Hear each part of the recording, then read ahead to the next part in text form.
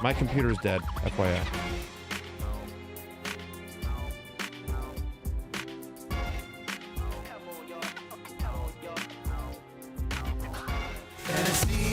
You're in the 06010 Focus.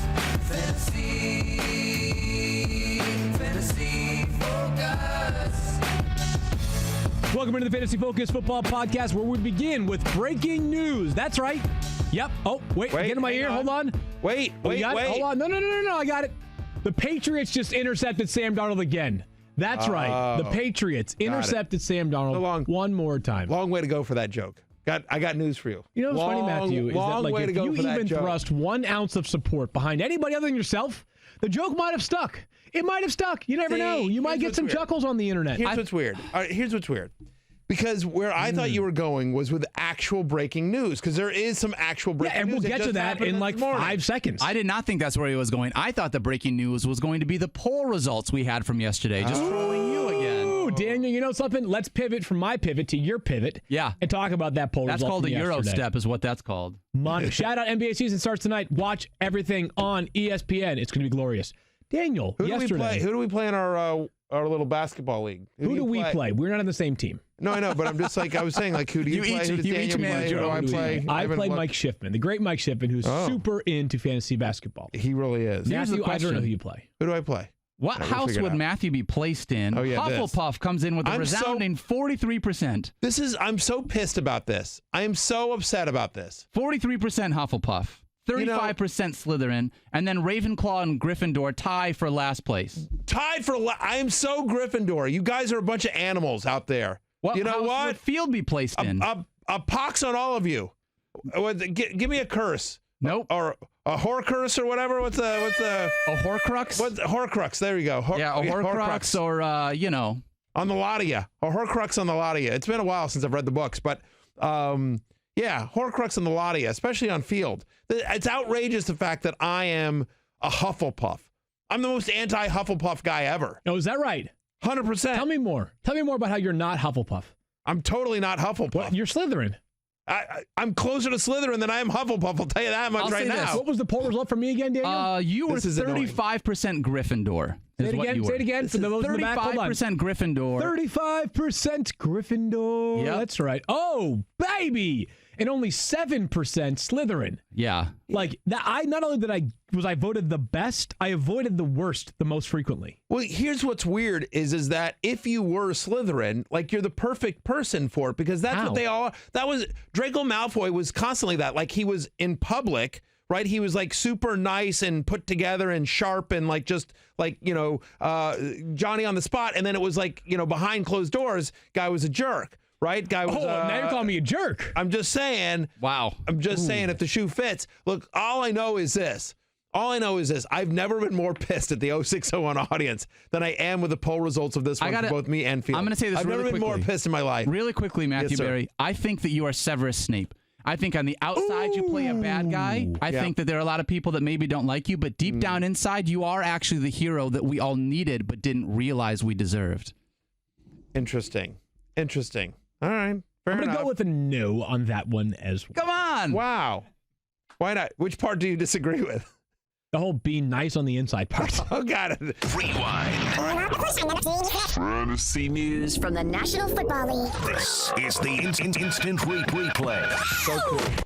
So mean. So the Patriots have made I'm an insanely loyal person. As our Hufflepuffs. That's what they're known for. Is that what they are known for? No, it's Gryffindor. That's I was going to say, exactly. I didn't think so. Hufflepuff sucks. It's just whatever. It's very fitting for you. It is not. Yes, it is. It is absolutely not fitting for me. Yes, Cedric Diggory was a Hufflepuff. And Cedric Diggory did he was a huge character in those books. Yeah. Cedric Diggory do. The Patriots played I want last another night. poll. I want another poll. Is Hufflepuff what did you say? Accurate for me? What did you say? Like Fitting. Is Hufflepuff a fitting house for Matthew? Just a yes or no. Why would they vote you as most likely? Because they're morons. Because they're trolling me. I'll tell you why. Exactly, because they know it would bother me. Bunch of Cardinals fans out there spamming the poll. Well, can I tell you about that rant real quickly, and then we'll get into Sanu and the game last night and everything.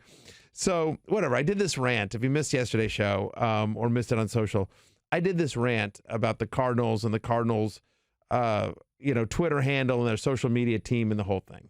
Okay. And it got, it did very well or whatever. A lot of people watched it. And I got very angry, passionate texts and not texts, but I got very angry, passionate DMs and emails from Cardinals fans. I got 13.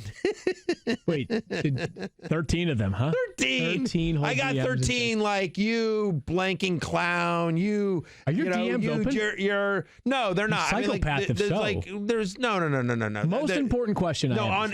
On Instagram, like you can go to and every once in a while I just wanted to see. And so on Instagram, like my DMs get filled up like crazy. Do you ever go into your Instagram DMs? You have 2 guesses and the second one does not count. Right. No. Thank you. You don't. Right. Yes. So every once in a while I do, just to sort of see. And I'm actually glad I did randomly because this is such a dumb aside. Really important question. Yes, sir. Were you blocked by the Cardinals on Twitter? Oh, no, I don't think so. Oh. Actually, I don't believe I was. That's a win.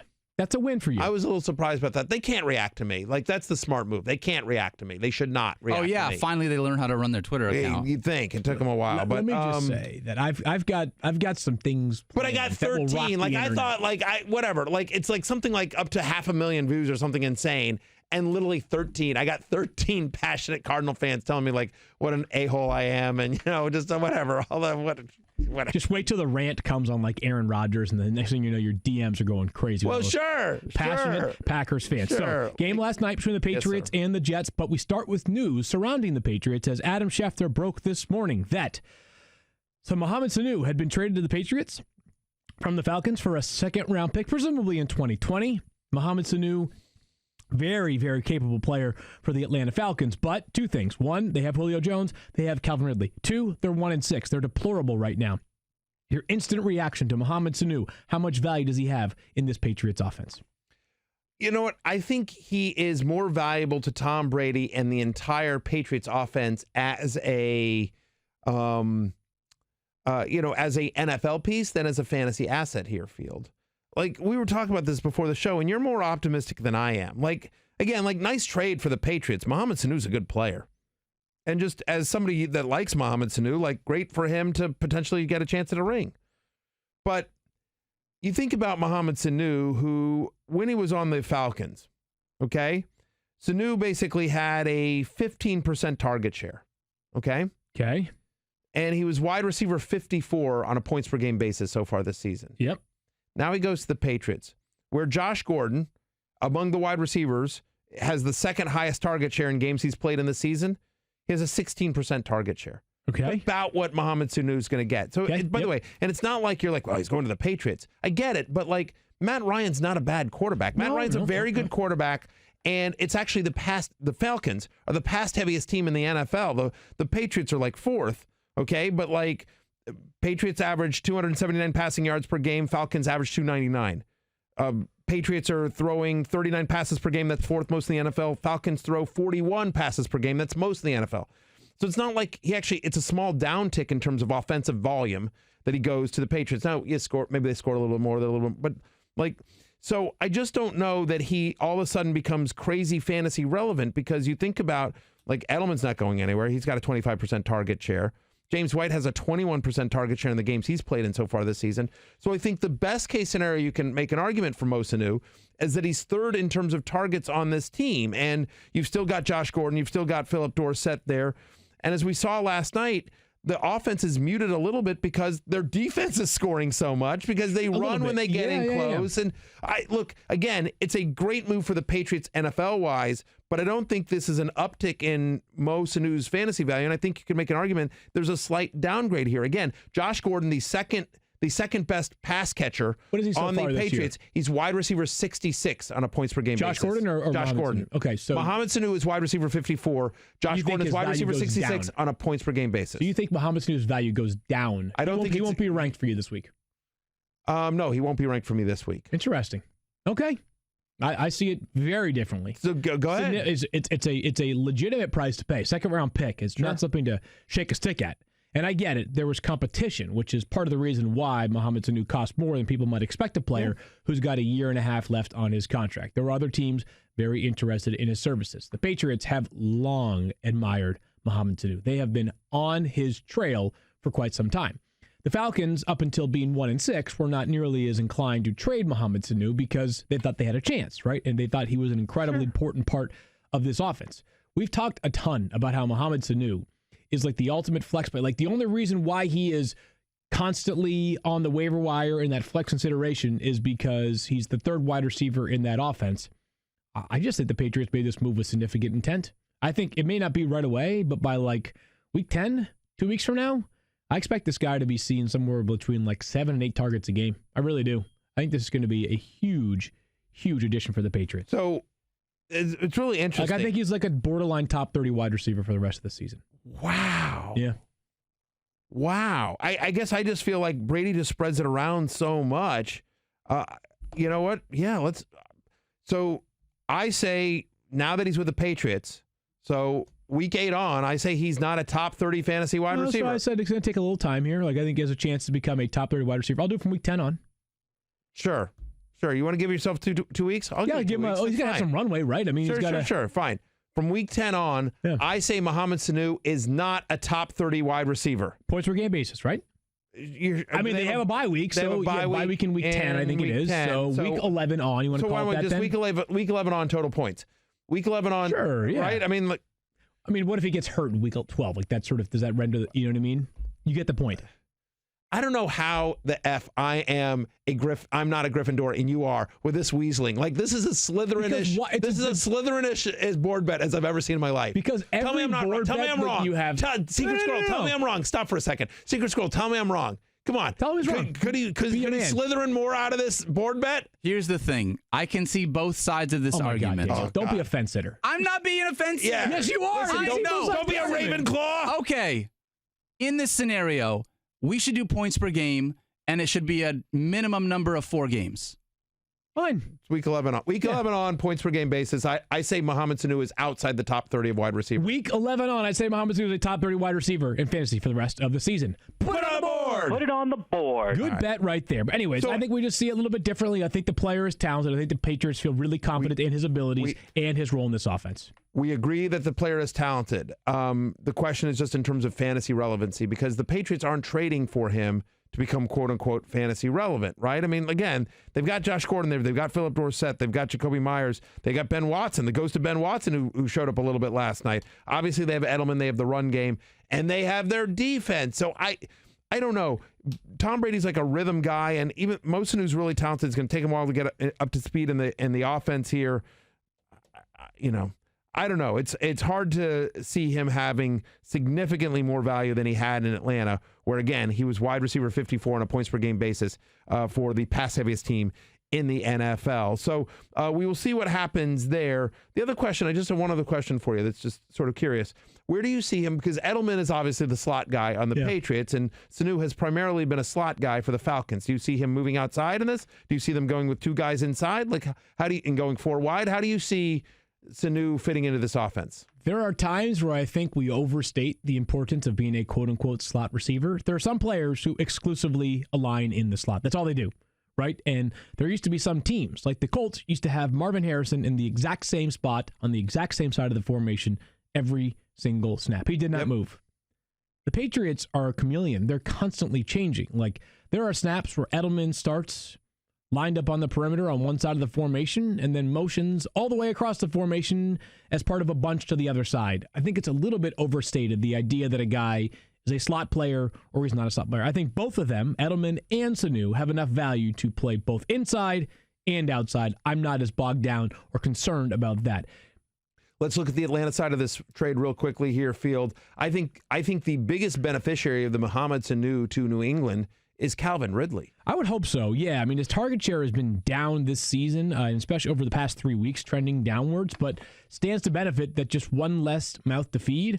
Now, we know the elephant in the room is that Matt Ryan could miss some time here. No certainty for week 8, but yeah, I would think Calvin Ridley, it opens up the door for more consistency from him as a player overall. So Mo Sanu, gives up he had a 15.4% target share in Atlanta. So 15% of the targets are now up for grabs, and so you would assume Ridley gets at least some of that in his career. When he has gotten 6 or more targets, Calvin Ridley averages over 18 fantasy points per game, specifically 18.5 so far this year. 18.5 on a points per game basis, would be the 5th best wide receiver in fantasy. I'm not saying Calvin Ridley suddenly becomes a top 5 fantasy wide receiver, but given how bad their defense is, if Matt Ryan doesn't miss a lot of time here, you have to be very excited if you have Calvin Ridley. This is great news for you. Other piece of it here is that Mohamed Sanu and Austin Hooper combined for over 72% of the slot fantasy point, or the slot targets, I should say, from the Atlanta Falcons. So Austin Hooper, who's already the number 1 tight end in fantasy, should remain there for the rest of the year. He should stay crazy busy. That much is for sure. I personally continue to think there's actually value to Atlanta in trying to trade other pieces, including Austin Hooper, who will be a free agent after this season. I get the sense, though, they will not be as inclined to do so. It's so weird to see a team that knows they're not playing this year to trade their current assets to get, value and picks for upcoming years to help rebuild. It's so weird. Bruce Allen, you listening, listen, Bruce? Bruce, you there? Well, Can you hear me, Bruce? I'm just listen. In fairness, the Redskins are close. They have a damn good culture. They do have a good culture. And as Bruce Allen said at his press conference, we're really close. So, and we're 1-1 since they made the coaching change. We beat the Dolphins by 1 point. Yeah. Because Kenyon Drake dropped a pass. And if only you had taken the points against Stefania, she gave you the points. Yeah. And if you had taken them, you would have won that bet. I think you had more rushing attempts than the 49ers last week. Yeah, but we didn't win.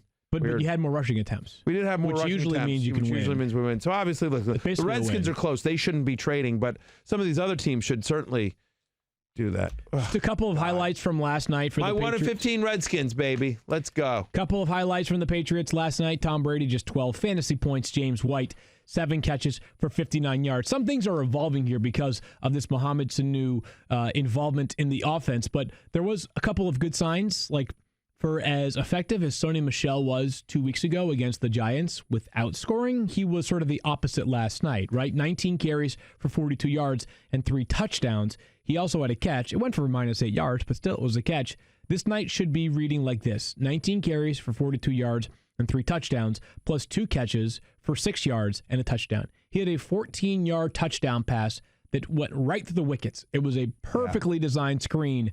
3 blockers out front, and I'm not sure there was a single player that was going to be able to tackle him, much less 3 separate opportunities, and he just dropped it. So Sony Michel, here's what I would say: signs of life. He got the goal line work last night. That was good. Yep. Second of all, that involvement in the passing game at or near the goal line, like a couple encouraging signs there. He is what he is, right? He is a touchdown prone / dependent. He's a touchdown dependent RB2. Yep. I feel what he is. But look, he's going to get more often than not, he's going to be the guy they go with at the goal line. Look, I know Brandon Bolden and Tom Brady snuck a couple last week, but generally speaking, more often than not, Sony Michel is going to be the guy when they get in close and they give it to a running back. And this is a team that's going to be in scoring position quite a bit. Look, he's now caught a pass in 3 straight games. Yep. That's a first for his career, right? He now has 12 straight games, including the playoffs, in which he has not gone back-to-back games without a touchdown. So, he's going to find the end zone. He's going to find the end zone, sooner rather than later. And so, Sony Michel is a touchdown-dependent RB2, but there are worse guys out there to have. Only concern is, in case you tune this game out late, it seemed like he got banged up at the very end of the game. Don't know. Yes, he did. He did get banged up, and part of the reason why Damian Harris was able to come in, their second-round pick out of Alabama, third-round pick, was because of the Michel injury. Now, when they were up 33-0, they probably exercised extreme caution, so don't know for sure whether, if that game had been competitive, he would have re-entered. We'll monitor that one going into practice Wednesday. The Patriots play the Browns this Sunday.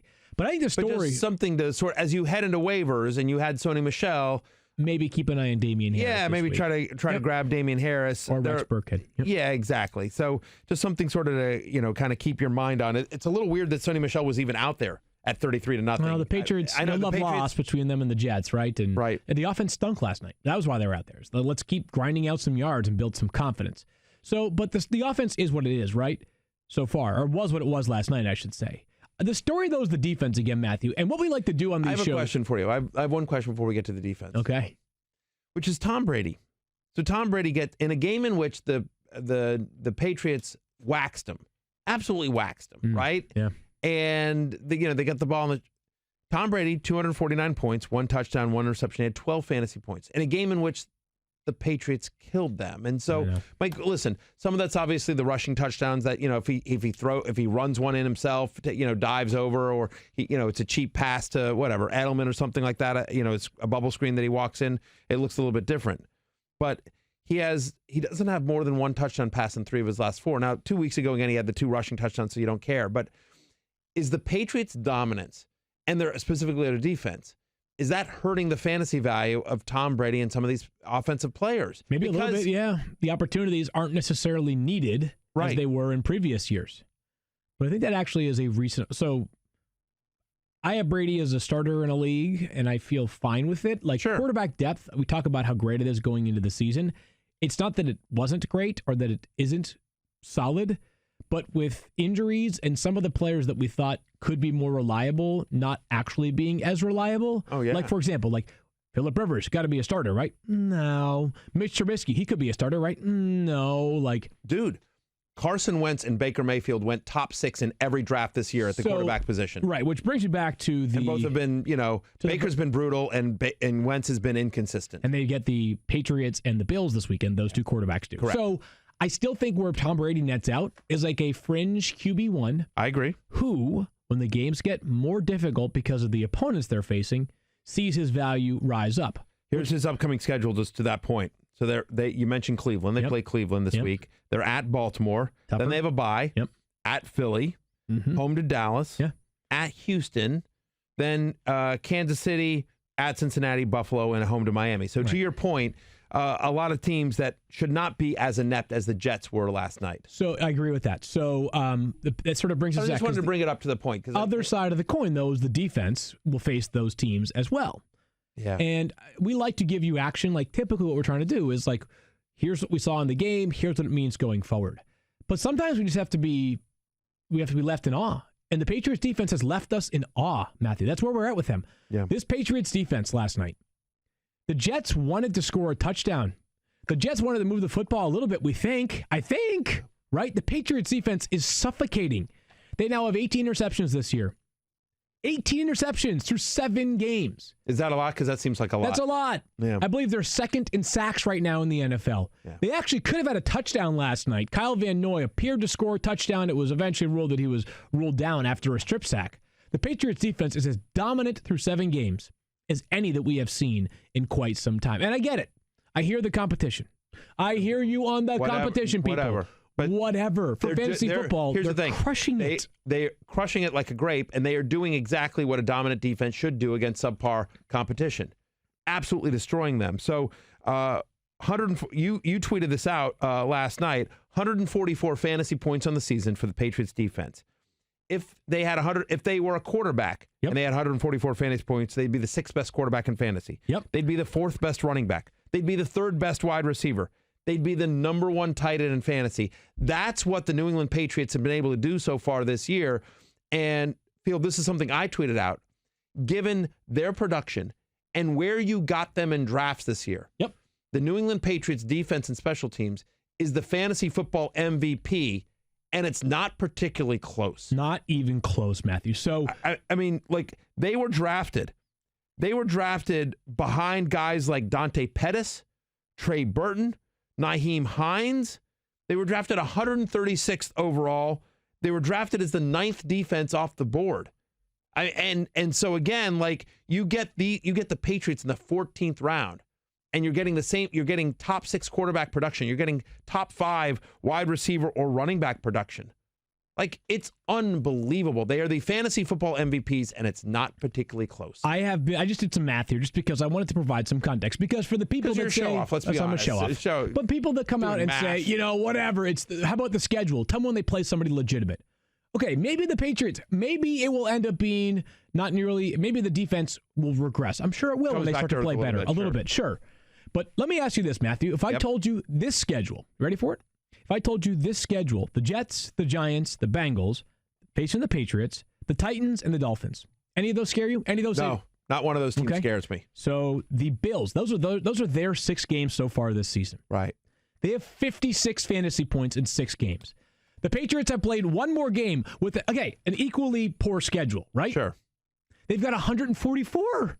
nearly 90-point difference in one extra game. So and the Bills, by the way, they're an awesome defense. They're an awesome defense that I believe, I don't know what their ADP was, but I would say it was defense 3, 4, 5, somewhere in there. I would believe they were drafted as a top 5 fantasy defense. They might be the only other defense in the NFL this year that has scored at least 5 fantasy points in every game. Yeah. And again, I hear you on the schedule. It's going to get more difficult for the Patriots, but so far, as Matthew has said brilliantly, they are the fantasy football MVP. Okay, so here's the thing. So as great as the Dolphins, for every action there is a reaction, right? The cause and react. So if the Patriots defense is dominant, which they were last night, if the Patriots defense is dominant as they were last night, that means players suffered. Sam Darnold, -6 points for Sam Darnold. We're going to talk about Sam in just one second. You want to do a live read first? A quick read. Because I was doing one of those. I was doing a good segue. That was you a good were. segue. I understand from one points. Hufflepuff to another. You and Sam Darnold. Neither of us are Hufflepuff. Two arbitrary points. Okay, before you get there, how's the poll going there, Thirsty Kyle? Not going great for you, Matthew. Is it not? Right now, your poll, I believe, is not doing well. It's evidenced by, it's such a Hufflepuff thing to get waxed on that board bet like you did by Field. I'm just going to say that right now. What board bet did I get waxed on? The one where you said Mohamed Sanu is not going to be a top 30 wide receiver. It's been a tough morning for Matthew. Right now, 68% say Matthew belongs in the Hufflepuff house. I hate all of you. Every single one of you. People, I love all of you. You're amazing. 32% of you guys are cool. 68% of you guys are a bunch of... Say it. Go ahead. Read between the lines. I'm not a Hufflepuff. Wow. That's right. Fantasy Focus Football is sponsored by ADT. What does real protection mean for our listeners, the great listeners who vote wisely? You can get all the latest innovation in smart home security from ADT combined with 24/7 monitoring from the most trusted name in home security. You get a team of professionals designing and installing a secure smart home just for you and your family. You get 18,000 employees safeguarding them with connection to first responders. You get the nation's #1 smart home security provider. You can get a secure smart home with everything from video doorbells, indoor and outdoor cameras, smart locks and lights controlled from the ADT app, or the sound of your voice. You can get professionally monitored carbon monoxide and smoke detectors. You also get a system custom designed to fit to your home. You can get safety on the go in the car or when your kids are at school with the ADT Go app with an SOS button. There is nothing more important than protecting you and your loved ones. It's even more important than winning in fantasy football. Our friends at ADT help make that possible. Shout out to you, ADT. Now, Matthew, continue to segue to your awful, pathetic I'm so mad we didn't make that board bet for Kirk Cousins, Sam Darnold last night. I should have given you the extra game. I should have said, hey, from Kirk Cousins week 8 on, plus Sam Darnold week 7 on, you get Sam Darnold. And I would have a 7-point lead on you. Yeah, but I wouldn't have done that because I'm not a moron. Like, that's why I made that bet. Negative points? I didn't want him against the Patriots. Like, that's why we made the bet the way we did. Like, who wanted him against the Patriots? Who's a weasel now with board bets, huh? Jeez. Well, because what he's saying is he would have given, even if he got 4 points, it would have been more. Well, I just want to explain it as a Hufflepuff. I wasn't sure if you understood it or not. I hate every single one of you. You're so mad. I might just leave. Okay, good. I just literally might leave. Are you available, Daniel, for the rest of the show? Are you around? No, I'm sorry. I went online to vote. I had to vote. You had to go vote? I voted. I just wanted to vote. Yeah. Can you vote more than once or no? I don't know. Yep. Matthew, update 66%. There you go. Yeah. Good job. Your vote matters, my friend. I'm going to make sure I go back and vote right now, too. You jerk. You jerk. I hate everything about everyone. All right, look, and I certainly hate Sam Darnold's performance last night, where he had -6.7 Good news, guys, points. We're at 68%. There you go. Okay. So Sam Darnold last night, -6.7 fantasy points. I'm logging into my burner account to vote on that one, too. Okay, perfect. Please do. Thank you. It's at AZ Cardinals for those of you that are wondering.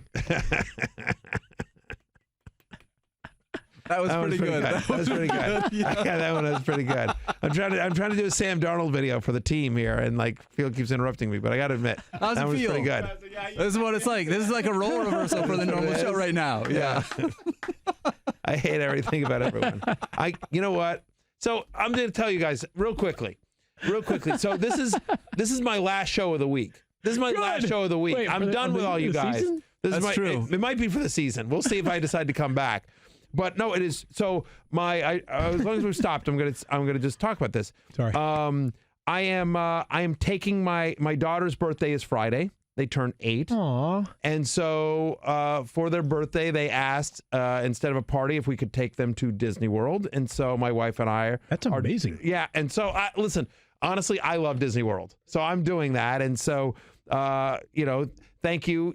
Jokes aside, Field Yates is going to take over the fantasy show on ESPN Plus towards the end of the week. Very much looking forward to that. Mike Clay has graciously agreed to fill in for me on Friday on the podcast as well. So I'm very excited about that. And ESPN very graciously letting me do this as well during the week. In exchange for that, I am helping giving back as well. So if you are in the Orlando area this Thursday night, October 24th, I will be at the ESPN Club on the boardwalk there at the in the complex. So the Disney boardwalk. There's an ESPN Club there, and I'm going to be doing an appearance at 6:30 p.m. that night. So Thursday night, and then Redskins Vikings are that night. So anyway, the ESPN Club, they do a great job. You have to watch that game? Huh? Personally, I do. Yes. Okay. For like a half. I don't know. We'll see. I'll hang out, take pictures, whatever. But anyway, so if you're in the Orlando area, if you're at Disney this week or whatever, come on by and say hi at the ESPN Club there Thursday, October 24th, 6:30 p.m. I'm going to do a Week 8 Q&A, and we'll have fun. We'll hang out. We'll take pictures, whatever. All right, people want. so let's go really quickly through the Jets. So anyway, I'm so happy that I am done with this show for the rest of the week after this. Get me out of here. Here's what I'll say: the Jets, for real. Throwaway game last night. Just awful. I mean, we've talked about this 17 times. The Jets schedule lightens up in a significant way after Week 8. They play the Jacksonville Jaguars next week. But then at Miami, the Giants, at Washington, home to Oakland, at Cincinnati, Miami again. It's why I still think that, and I think he'll be fine at Jacksonville this week. But I think, it's why we made the board bet. Sam Darnold and Kirk Cousins are our two top options. If you need a Patrick Mahomes replacement, we both agree Kirk Cousins over Sam Darnold for this week. We have some disagreement about rest of the season. We'll get into that in a minute with your free agent finds. But just one point here. The great Tristan H. Cockcroft, who is a master with all the historical data around fantasy football, notes that Sam Darnold is the 10th player to score -6 or fewer fantasy points this century. I can't tell you how many screenshots I got last night, #FantasyLife, of people that were up like 4 points with Darnold and then lost their matchup. Or that's pretty remarkable. I'm surprised by that, though. You really did? Oh, I absolutely I got so many screenshots of Must people be people that in 2 quarterback leagues or OP leagues. Yeah, exactly. Who was starting Sam Darnold against the Patriots? People that follow me, I guess. There you go. I'm impressed. Well, just whatever. I mean, whatever. A lot of people that play fantasy follow me, obviously, and so sure. No, I got a ton of ill-fated decision right there. Right, ill-fated decision there. Exactly. So it mixed in between like the 13 angry Cardinals fans. Right. They were It was the lamest display of enthusiasm. I thought I was just like, well, you know what? Like I'm really going harsh at the Cardinals here, but boy, they're going to come at me really hard, which I get. It was like 13 people. Like, come on, Cardinals fans. Like you control me a little bit better than that. Like, I got 13. 13. That's pretty impressive right there. Let's get on to some news. Matthew, Will Fuller is expected to miss several weeks per reports. It's a hamstring injury, which brings us to Kenny Stills, a player you think has some value this week on the waiver wire. You know what? I really do. So since Will Fuller, since the beginning of 2018, Will Fuller averaging over 14 air yards per target, right? Since the beginning of 2018, Kenny Stills averaging 15.4 air yards per target. Look, Stills played 93% of the snaps last week. And look, Deshaun Watson, the second highest deep completion percentage since the beginning of last year. Like, these are just numbers that tell you what you know. Kenny Stills and Will Fuller are both deep threats on a team that likes to throw it deep. And so you've and a quarterback that is very accurate and good when he throws it deep. And so, yeah, look, we've seen Will Fuller have tremendous fantasy success, at various stashes. And so with Will Fuller out, I know people are going to quote the Kiki Cutie numbers from last year, small sample size, where when Will Fuller out, he sort of took a step up. But I think Kenny Stills is a better wide receiver. The Kiki Cutie? Yeah, I agree. Very different players, obviously. Obviously very different players. But just in terms of how that offense seems to be set up, and if you were picking a Texans wide receiver that's not named DeAndre Hopkins, I prefer Kenny Stills to Kiki Cutie on the waiver wire this week. I see it the same way, Matthew. We have other injury news to get to, but first a word from TD Ameritrade, our friends. Absolutely, Field. And you know that fantasy football feeling when the excitement for a new week builds? Yes, I'm there. Right? You know, like you've shaken off, like, you know, shaken off like a bad result. You know, your quarterback got -6, or I don't know, some online stupid poll said you were a Hufflepuff. You sort of shake all that off, and the excitement for a new week starts to build. You flex your analytical skills by poring over stats, studying charts, and trying to spot trends. Well, what if I told you, Field, that you could use those same skills to invest and feel that same sense of anticipation every day? Well, TD Ameritrade thinks you can. That's because a lot of these same analytical skills you use to set your lineup can help you build a portfolio. Not to mention, TD Ameritrade has all the education and investing tools you need to feel confident when you take the trading floor. There's paper money, so you can practice trading risk-free. We love that. Charting to help you spot trends in the market, and they'll even create an investing training plan that's unique to you and your needs, Field, complete with exclusive videos, webcasts, and courses. Just visit tdameritrade.com/fantasy to learn more. Once again, that is tdameritrade.com/fantasy to get started. Member SIPC. So listen, Field, Kerryon Johnson expected to miss some time as well for Daniel's Detroit Lions, which brings us to the free agent finds and your waiver wire ads, Field Yates. You write the column, free agent finds. It's available on ESPN.com right now. I, of course, am a company man. We begin with Ty Johnson of the Detroit Lions. I will say this right now. This is the player that I want to add most from this Detroit Lions backfield. But I have my eyes on them. If you have the number one waiver claim, that's who you're grabbing. Assuming you don't need a quarterback, then my answer will be yes. Because if you need a quarterback, I think there's better value in players to talk about in just a little bit. But Ty Johnson, 6th-round pick, out of Maryland, guy who they have been excited about during the offseason and into the preseason and a little bit during the regular season as well. Only issue here is that it wouldn't surprise me if they add another running back at some point this week if Kerryon Johnson is going to, in fact, miss the game on Sunday, which we think will be the case. They have Paul Perkins in the practice squad. Yep. They have J.D. McKissick, who's getting some run as well. Guys actually play pretty well for them. And remember, by the way, J.D. McKissick played in Seattle with Darrell Bevell, their offensive coordinator. So there's some familiarity there. I think that's one of the reasons why you're seeing McKissick get some run here. I always kind of liked McKissick. Me too. Shifty player, but I'm not sure he's a workhorse. I agree. My eyes on this, though. Why would they? Could they bring back C.J. Anderson? Correct. That's a thought I have right now. They have worked out several power backs of late. They had Anderson on their roster. They ended up cutting him. They actually worked out Jeremy Hill late last week. Yeah. Hey, remember Jeremy Hill, friend of the podcast. Friend of the podcast, Jeremy Hill. We love Jeremy. How players sort of fade into obscurity after an injury, but I don't know. I'm just saying, there's stranger things have happened than somebody getting signed. Jeremy Hill, by the way, I think Jeremy Hill's still young. I want to say he's 28, This would be his 6th season in the NFL if he plays, so he's got to be somewhere 27, 28. Yeah, so off the top of my head, my guess is Jeremy Hill's 28, 27, 28. And obviously, he tore the ACL last year in the preseason. Yep. But he was playing well for the Patriots. He was playing well. He looked great in the preseason before he got hurt. So, again, now he's a year and something removed from that ACL. Plus, the trade deadline is obviously 1 week from today, so we keep an eye on whether the Lions add somebody. But for now, Ty Johnson is the name I like most in that Detroit backfield. Yeah, it feels like it's going to be a little bit more of a running back by committee than it was with Kerryon Johnson there. But I agree with you.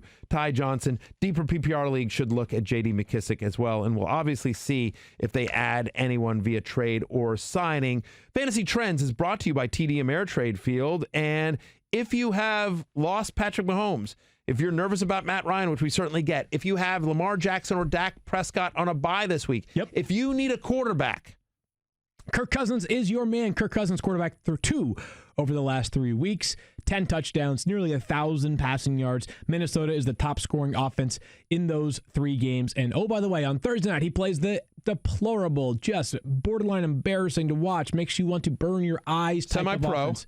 Semi-pro? Yeah, it's probably accurate way of describing it. Right.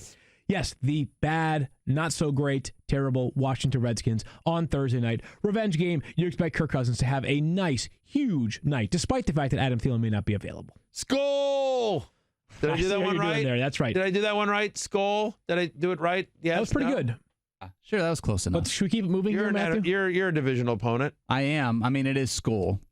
That is accurate. That's what I'm going to say. I've been very clear about this. I want the Redskins to go 1-15. so that the embarrassment is so great that Dan Snyder at least considers firing Bruce Allen. I think they're on their way to 1-7 at least on Thursday night, so I guess there is a silver lining there. Let's keep it moving, Matthew. I'll go to running backs, and you can just earmuff it for a second. Yes, okay.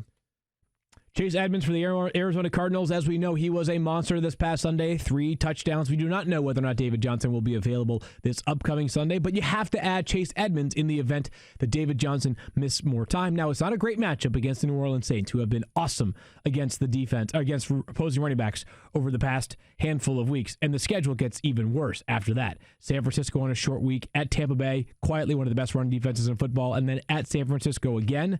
That being said, volume plus skill equals fantasy value. Edmonds has some value there. I think he's going to be Austin Eckler, even if David Johnson is healthy. Mm-hmm. You think about that Cardinals offense, and look, rants aside, look, the rant was not about Chase Edmonds. The rant was about their Twitter handle trolling us for believing their own lie. Right. Like, it's like, you guys lied to us. Okay, fair enough. We bought it, is what it is. That's gamesmanship. But then to troll us, right, to troll us for believing you that David Johnson was going to play, then that's what the rant was about. But all right. One more running back here. Chase Edmonds, I don't know how Chase Edmonds wasn't 100% rostered prior to this, because everyone had David Johnson. Given his injury history, how would you not have Chase Edmonds? Chase Edmonds is rostered in I'm in 16 leagues, and he's rostered and has been rostered for some time in every league. I only have him in a handful of leagues. So I'm surprised he's still out there, but I'm 100% with you. Like, Chase Edmonds needs to be rostered. Honestly, I think I might add him over Ty Johnson if I didn't need to necessarily start. Like, the upside for Chase Edmonds is so much more than it is for Ty Johnson. Yeah. No issue there.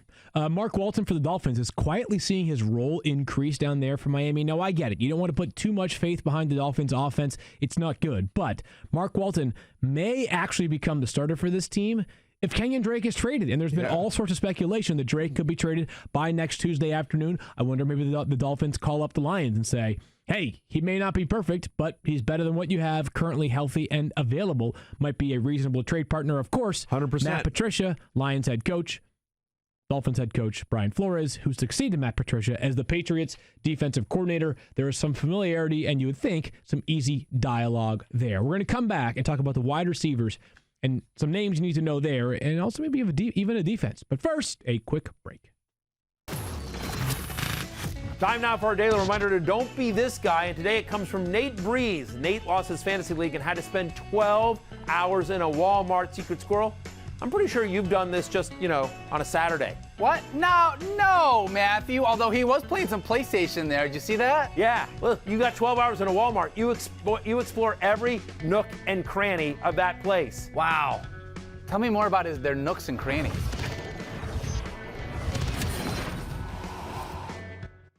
Fantasy, you in the whole 6010. Focus. Fantasy, focus. We keep it rocking and rolling here on the Fantasy Focus Football Podcast with a guest. We do. We have a guest in studio, which is exciting. Like, as you listen to the show, you know that I'm good friends with the NFLPA, the Players Association of the National Football League, and they've been so gracious to me over the years. Every year they invite me out to their rookie premiere. I get great content and interviews there, and so we've done various things together, the NFLPA and I. And so one of my friends at the NFLPA, Steve Skeblo, who's a vice president with them, is here in studio, and he's here not on any official business. This is a boondoggle for Steve Skeblo, unofficial business. He is just he's in Connecticut. He is visiting family and decided to come by and stop into the 06010. And that's how we met, actually, because you're a fan of the show for a long time, right? I'm a big fan. I actually read your book before you offered it to me. Ha! There you go. Did you sign it? Cash money least? for it. Did he sign it? He did. He did. Oh. See, look at that. Magnanimous of you. I'm right, impressed. Exactly. The kind of thing a Gryffindor would do. Am I right, Steve? No Hufflepuff has ever signed a book for anyone. Is that why I still don't have a signed copy of Matthew Berry's New York Times bestseller? It makes so much more sense, doesn't it? There you go, Dan. You finally figured that out. Steve, are you... So obviously, the Players Association obviously is focused on players. Are you allowed to have an NFL team? Like, who's your NFL team? Well, I like to say it used to be the New York Giants until a certain general manager traded Odell Beckham Jr., and I don't see how you can have a talent like that be shipped off to another team. That's actually, it's a Very reasonable point. Very fair Steve, and reasonable point. I don't know if you know this, Steve, but there is a team that's got plenty of room available on the bandwagon. The Redskins. Yeah. Oh, you can take my that's spot. A hard pass. Yeah, that's a hard pass there. Steve works in Washington, D.C. He is very familiar. I'm aware of the Redskins. He's very aware of the Redskins. I'm going to move on. How long you been playing fantasy, Steve? How many leagues you in? 10 years, 2 leagues. 2 leagues. Yeah. Now, is it because I know like everyone I've ever met at the NFLPA, you guys all play fantasy. Yep. You guys are all into it, obviously. Fantasy is great for the players because it allows fans to get to know, Connect, go to the brands.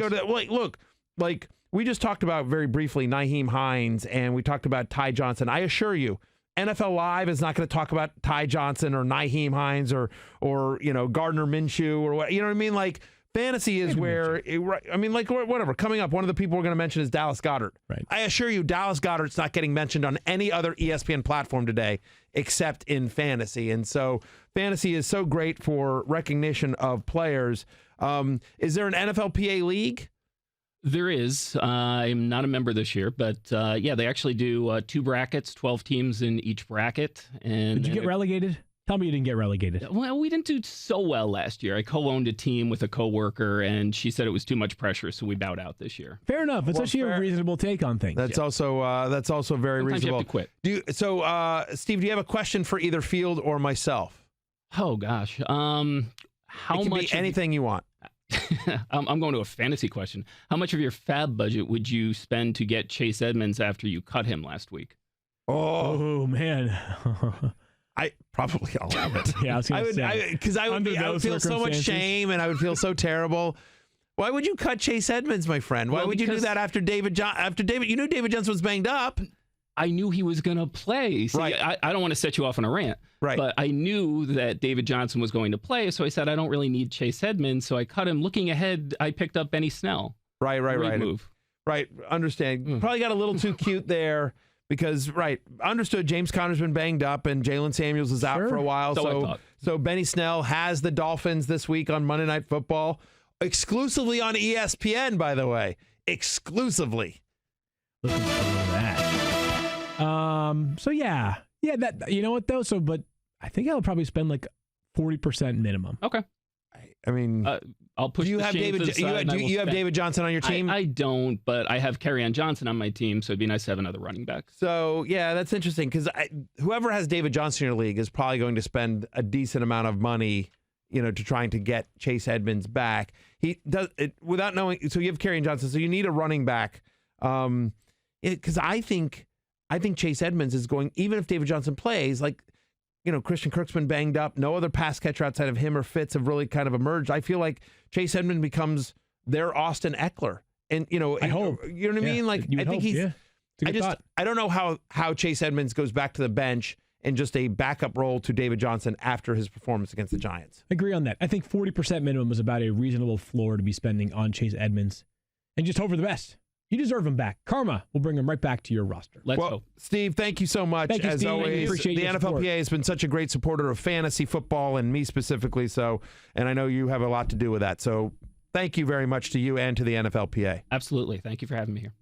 There you go. All right. So that is our friend from the NFLPA. Yeah. Let's talk about some NFL players right now. Let's do it. Yeah. At the wide receiver position, if you have a need, who are you looking for, and where would Mohamed Sanu rank for you among pass catchers? Yeah, he'd be my top ad over the players that I'm going to mention right now amongst wide receivers. And the next one up, we've already talked about Kenny Stills, by the way, but Corey Davis for the Tennessee Titans, who is available in about 56% of leagues, and he looked far more effective because his quarterback was far more effective in Week 7. Ryan Tannehill certainly brought some life to that Titans offense.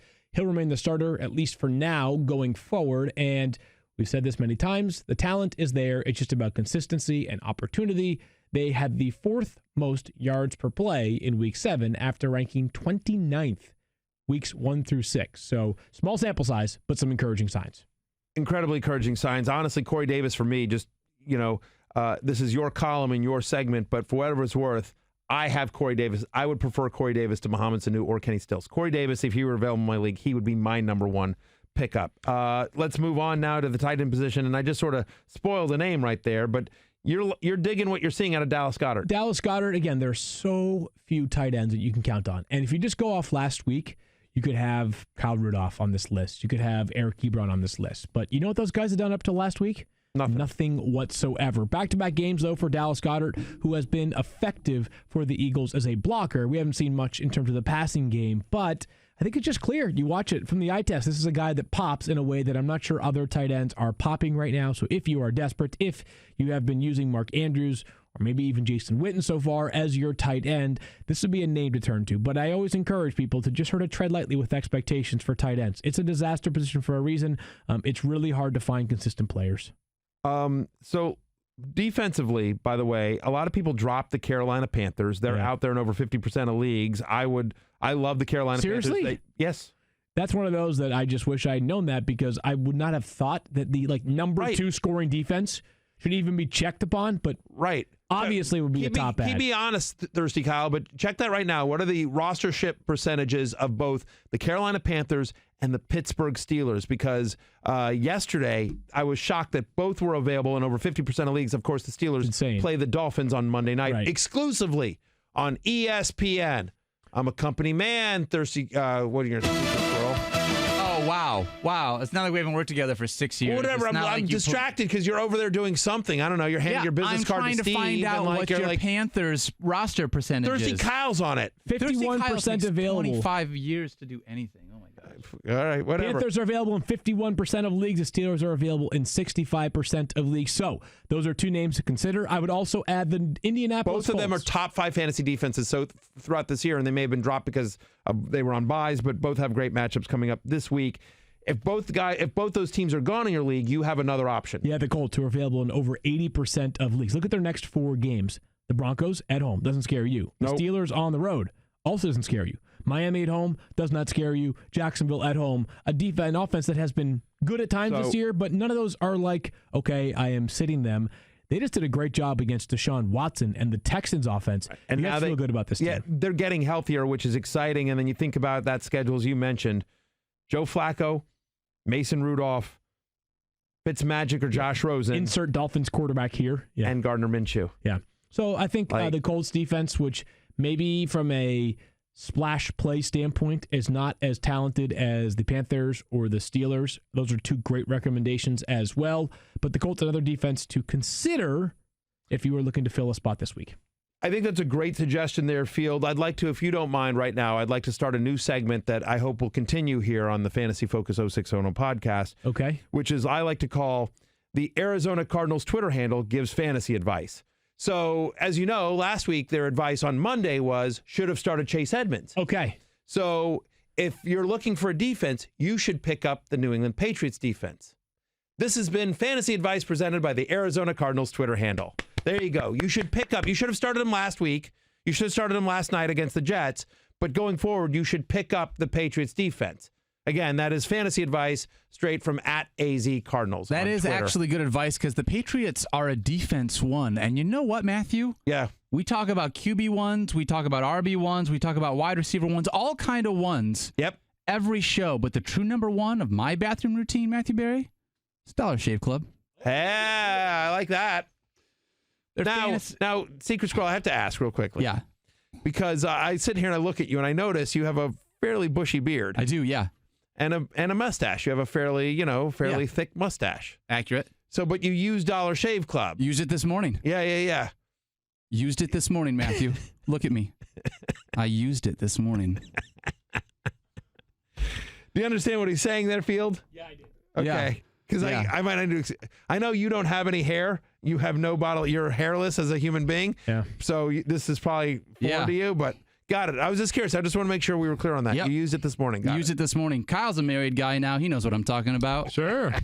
Their fantasy formula is simple. You guys are unbelievable. Develop, craft, refine everything, and only make products that are of the highest quality. They have everything that I need for an amazing shave, and let me tell you, boy, was it amazing this morning. The executive razor is solid, weighty, feels good in your hand. You know what I mean? It's not some flimsy piece of plastic. I hate using a gunked up razor. Shaving cream, hair, skin, who knows what all getting stuck in there. That's why I love their shave butter. Specifically formulated to be lightweight. It's like a hot knife through butter. Plus, it's full of vitamins that keep your skin healthy and hydrated. I got to be honest, when I went home today, my mom was like, you did such a great job with that, Rita. I'm going to sign your dad up for Dollar Shave Club.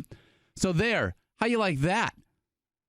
I'm really glad that your parents are such ardent listeners of the podcast. Well, my mom. Great job, Mama Dop. Absolute best. She's at Mama Dop on Twitter, right? At Dop Mama. At Dop Mama. on That's Twitter. important. At Dop Mama. So give her a follow. Give her the 0601, but be polite. It's Secret Squirrel's mom. That's you right. animals. Don't say anything you would ever regret. Yes. Don't Hufflepuff her the way you did me. Yeah, animals. Yeah, animals. Ask yourself if Matthew would tweet it at Mama Dop, and then if the answer is yes, then just don't tweet it. Then just Keith, don't tweet time it. for some social. Whoa, maybe, but we're not quite done yet, Field. Oh. Because as a Dollar Shave Club member, I never have to waste time going to the store wondering if what I'm getting is any good, because I know what I'm getting is the highest quality. Dollar Shave Club isn't some sleeper, it's a keeper. They put their quality to the test. Their Ultimate Shave Starter Set has basically everything you need for an amazing shave. The Executive Razor, the Shave Better, the Prep Scrub, and the Post-Shave Dew comes in real handy, fellas. Let me tell you that right now. Did you use the Post-Shave Dew this morning? I used the Post-Shave Dew. Can you guys quit it, both of you? The best part, Field, it was soothing. Okay. Soothing, he said. He used it this morning. Okay, I'm glad. This is a guy that's given an endorsement. Like he got some Dollar Shave Club products and he used it. It's I think our listeners want to know. Yeah. That he's a satisfied customer. Very satisfied indeed, Field Yates. The best part is anyone else a satisfied customer that you know of? Not yet. I am. Field is. Yeah. Look at that. Cleanly shaved. There you go. Nice. Okay. Best part is you can try it for just $5. And after that, the restock box ships regular size products at regular prices. Get your Ultimate Starter Set for just $5 at dollarshaveclub.com/FFF. That's dollarshaveclub.com/FFF. Not cool Keith, not cool Keith, not cool Keith. Live to rise. As Field often says, hard pivot. Yeah. Right back to it. Ali wants to know, after you just got over your waiver wire options, how about some guys that we can drop to make room for these guys? So, yeah, a little welcome to Dumpsville. Population U. What do we got here, Field Yates? So, how about some names to consider? A couple of options in mind. I would be, Kenyon Drake, for example, although I would tread lightly there only because he's a potential trade chip. To see if he goes somewhere, yeah. One more week. But how about Miles Sanders, Matthew, for the Philadelphia Eagles? Good with it? I'm with you there as well. That offense looks out of sync. Duke Johnson for the Houston Texans. I'd be good with that one as well. Wait, Duke Johnson's rostered in over 50% of leagues? He's in like 78% of leagues. That is outrageous. Outrageous. You can certainly, I think he's a player you can feel comfortable dropping, understanding that if you have Carlos Hyde, you should not be dropping him. You could shave him off your team. You could definitely do that. 60%, for Duke Johnson, but still above 50%. How about Deshaun Jackson? Still not healthy. Yeah. Go by. How about any 49ers wide receiver? I actually still don't mind throwing Dante Pettis at the end of my bench and see if something happens. Look, I mean, he's playing more and more snaps, whatever. That was a monsoon in Washington. I feel like if there's a pass catcher to emerge from this 49ers offense, I feel like it'll be Dante Pettis. Having said that, I get it. It's Garoppolo's not looked great this year. It is the run-heaviest team in the NFL. Similar to the Patriots, their defense is so good, they haven't needed to throw very much so far this year. So I probably would try, depending on my wide receiver depth, if he was like my fifth or sixth wide receiver, yeah, I'm okay dropping him. But if I'm in a 12, 14 team league a little bit deeper, he's somebody that I feel like we've got a good second half of the year coming for Dante Pettis. All right, Keith. The next one comes from Andy. Wants to know about those run-heavy 49ers. Would you rather have Matt Breida or Mark Ingram the rest of the way? Ingram. Yeah, Ingram for me as well, because one of them is the clear-cut leader, whereas the other one is the backup to Tevin Coleman, and they've also got other capable players, Jeff Wilson, Raheem Mostert. And I don't have the numbers off the top of my head, but I know that since Tevin Coleman returned, I want to say Matt Breida's got something like 2 or 3 red zone touches, not a lot. Tevin Coleman has, again, I'm making up a number here because I don't have that off the top of my head, but he has something to the effect of 80%, 85% of the red zone touches for the 49ers since he's returned. Thirsty Kyle, you can look that up. You can correct me if I'm wrong here on this one. But, yeah, I mean, in terms of touchdown potential, it's Mark Ingram, and it's not close, I think, compared to Matt Breida. Not cool. Keith, what else you got? Edward says that the fantasy industry was somewhat out on Aaron Rodgers entering week 7. Is he now a sell high, or is he an elite option rest of season? Can I choose C? I don't think he's there was only 2, actually, so no. I don't think he's but I agree on this one. Yeah, I don't think he's a sell high, right? I mean, because I think He's Aaron Rodgers, you know what I mean? And like, I don't think anyone's out there being like, oh, I want to trade for him because I think I get 6 touchdowns every week. So I don't think he's a sell high because I don't think it was super fluky. On the other hand, do I think he's an elite option the rest of the season? No. I think if you and I were ranking quarterbacks for the rest of the year, I think Aaron Rodgers is a QB1. Right. But he's somewhere in that like 6 to 8 range. What if you could pry away Deshaun Watson for Aaron Rodgers right now? Bad Deshaun Watson game, good Aaron Rodgers game. That to me is an example. I would prefer Aaron Rodgers. I would prefer Deshaun Watson to Aaron Rodgers. Like, let's go through this. Like, quarterbacks you would prefer rest of the season over Aaron Rodgers. And Mahomes, we just don't know yet, right? Russell Wilson. Agreed. Lamar Jackson. Yep. Deshaun Watson. Yep. That's about it. Brady? Nope. Like everybody else is a conversation. Everyone else is a conversation. So, and I think the least attainable of those is probably Lamar Jackson. I don't know. It's a tie. Russell Wilson or Lamar Jackson. I think I'd rather have Dak than Aaron Rodgers. It's okay, close. But it's a conversation. It's a conversation. It's close. It's close. But anyway, right. Everyone. So he's Sam Darnold. Yeah, Kirk Cousins. You love him. Case Keenum, obviously. But yeah. So I mean, McCoy. Right. He's in that QB 5 to 8 range for the rest of the season. Somewhere there. It's a little bit of personal preference. I haven't studied the schedule upcoming here. So. Borderline elite, I guess I would say. But yeah, I mean, I think we both agree Wilson, Jackson, Watson, Yep. Mahomes when healthy. Right, but we don't know. Right, we don't know. So okay, Keith, what else? So there you go. By the way, just real quickly before you get to the next one, Thirsty Kyle did this quick research here. Last 3 weeks in terms of red zone carries, Tevin Coleman has 14, Matt Breida has 0. And it is a trend. It is 15-1 in terms of red zone touches. So Breida has gotten a red zone reception, no carries in the red zone. So, yeah, just further, it's even more disparate than I initially thought. Last question from me. Nick wants to know, is Carson Wentz a buy low candidate? No. I mean, it's hard to buy low when, first of all, he plays the Bills right now. Their next 4 games are brutal. Plus I don't know what's their schedule. I believe it's the Bills, the Bears, a bye week, and then the Patriots. I think that sounds right. Yeah. So good luck. It's a really difficult schedule coming up. Now, the next 4... After that, the schedule gets really easy. So if you're sitting here and you're 5-2, you know what I mean? And you're like, hey, you probably already have a good quarterback, but if for some reason you don't, then I would consider it. You could be 5-2 without Mahomes, and you're like, you know what? Yeah. Like, let me buy low on Carson Wentz, stash someone. And by the way, or if we find out Matt Ryan's injury is serious, more serious than we think. Sure. So you could buy low on Wentz, and then you just sort of stream it for a couple of weeks, and then you've got Wentz anyway. But yes, I don't think he's a buy low because if you need someone in the next, in the leagues where I have Wentz, I'm searching around because I don't love starting him the next 4 weeks. My question is, and I'll make this as quick as possible. Kyle texted me this morning and said, hey, Daniel, I came to the gym today and realized I didn't bring any pants. Can you bring me some jeans? Of which you guys understand that I wear skinny jeans to work. So I'd like Kyle to come stand here. If you guys can look on your screen. Yeah. Does Kyle look good wearing skinny jeans, and should he just make this transition full time? Wow. I don't even recognize you, Kyle.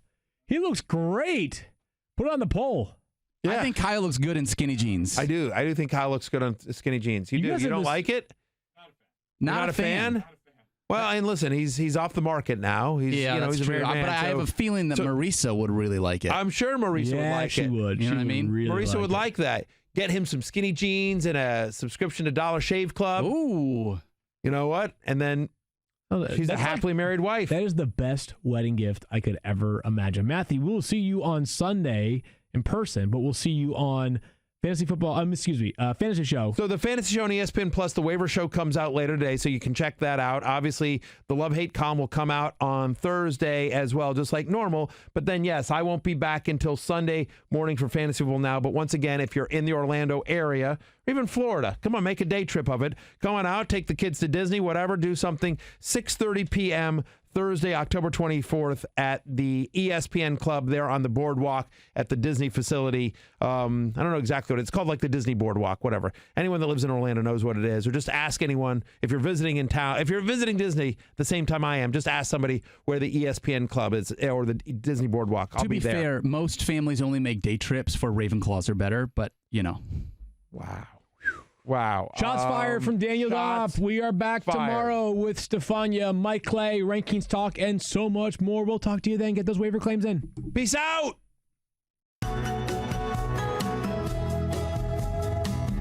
He's a fantasy guru in a boat on an island,